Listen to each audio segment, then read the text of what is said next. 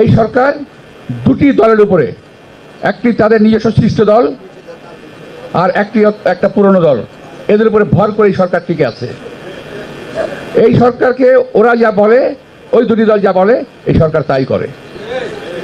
সর্বশেষ প্রমাণ হলো একটা প্রতীক নিয়ে, নির্বাচনী প্রতীক। আমি প্রমাণ করে দিলাম আপনাদের। ওরা যা বলবে সেটাই করতে হবে। এরা কারা? এরা কোথা থেকে এলো? এটি জনভিত্তি কি? এতে কোনো ভিত্তি আছে বাংলাদেশে কোথাও? একটা নির্বাচন দিলে পরে বোঝা যেত কে কটা ভোট পায়। আমি খুব আশঙ্কা করছি এই দলগুলোর জন্য সরকার যে কোনো অবৈধ প্রক্রিয়ার আশ্রয় নিতে পারে।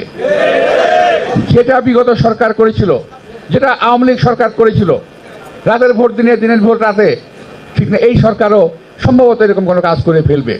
নইলে এই সমস্ত অনাকাঙ্ক্ষিত লোকজন, এই দেশের লোকের, এই দেশের জনগণ যাদেরকে প্রয়োজনীয় মনে করে না, তারা আজকে লম্বা লম্বা কথা কিভাবে বলে আমি বুঝতে পারি না।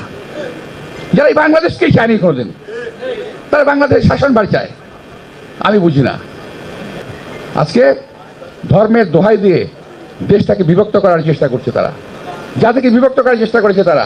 আমরা জাতিকে বিভক্ত হতে দিতে চাই না, আমরা জাতিকে বিভক্ত করতে পারি না। তবে একটা শ্রেণী আছে যারা জাতিকে বিভক্ত করে ফায়দা লুটতে চায়, যারা জাতিকে বিভক্ত করে এই দেশকে যারা সর্বনাশ করে দিয়ে গেছে, সে আওয়ামী ফ্যাসিস্ট বাহিনীকে আবার পুনর্বাসিত করতে চায় বাংলাদেশের মাটিতে, যেটা বাংলাদেশের লোক কখনো এটা হতে দেবে না। তারা আসলে এত লাফাচ্ছে কেন? তারা লাফাচ্ছে এই কারণে, তারা বুঝে নিছে যে আওয়ামী লীগের ভোটগুলো আমরাই তো পাবো, এরকম একটা ধারণা হয়ে গেছে। না, এটা সঠিক নয়। সকল আওয়ামী লীগের টাকা অন্য কাউকে ভোট দেবে না, তারা দেশপ্রেমিক দলকেই ভোট দেবে।